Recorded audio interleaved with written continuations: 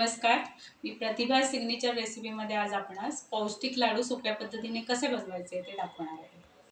लाडवासाठी लागणारं साहित्य शिंगाडं पीठ आणि मुगाची डाळ असं हे दोन्ही तुपावर छान गुलाबीसर भाजून घेतलंय। बेदाणे, मनुका, डिंक तळून घेतलाय। काजू तुपावर भाजून बारीक करून घेतलेत। बदाम तुपावर भाजून बारीक करून घेतलेत। ही खारीक पावडर आहे, ही तशीच घेतली आहे। हा गूळ आहे, खोबरं भाजून बारीक करून घेतलंय आणि ही वेलची पावडर।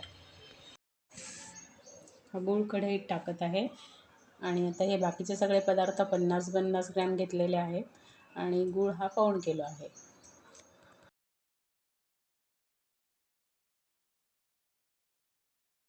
हा गूळ वितळलेला आहे, फक्त वितळवायचा आहे गूळ, त्याचा पाक करायचा नाही आहे। आता याच्यामध्ये मी 1 चमचाभर वेलची पावडर टाकते।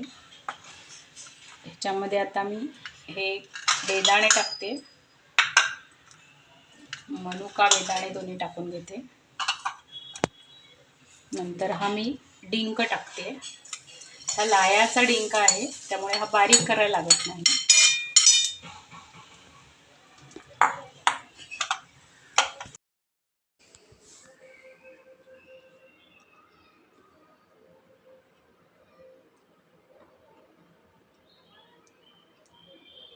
बदाम पावडर टाकत आहे।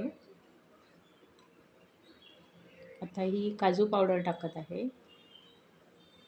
आता हे शिंगाडं आणि मुगाच्या डाळीचं पीठ मिक्स भाजलेलं आहे ते टाकत आहे।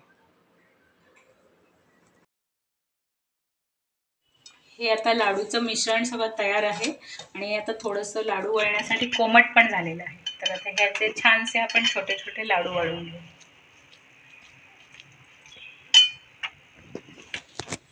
हे आपले पौष्टिक लाडू तयार आहेत।